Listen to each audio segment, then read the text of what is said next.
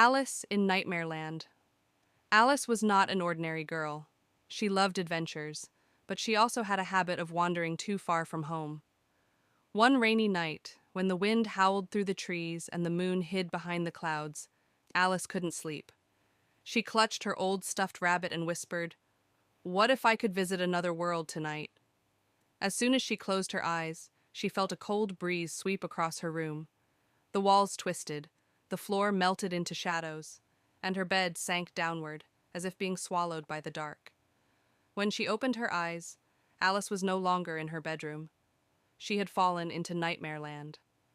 The sky above was cracked like broken glass. The moon had jagged teeth, and it grinned at her. The trees were tall and twisted, their branches moving like arms.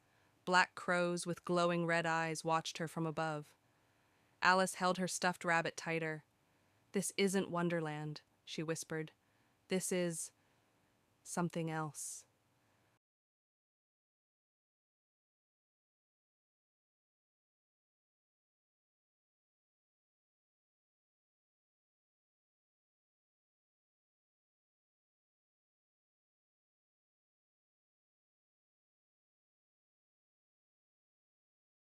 The sky above was cracked like broken glass. The moon had jagged teeth, and it grinned at her.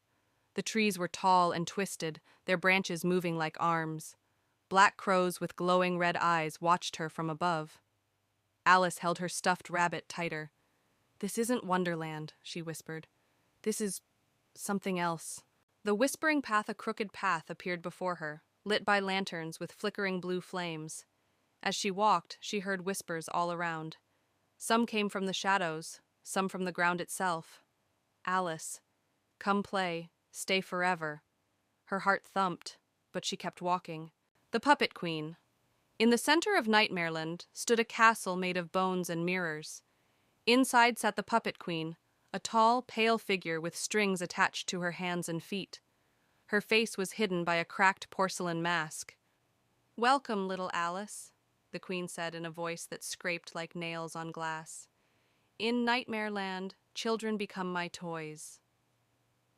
Stay, and you'll never wake up around the throne."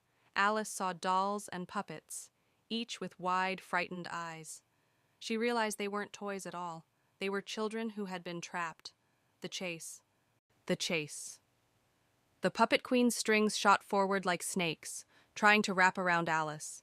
She ran through the halls, the mirrors laughing as her reflection turned into monsters.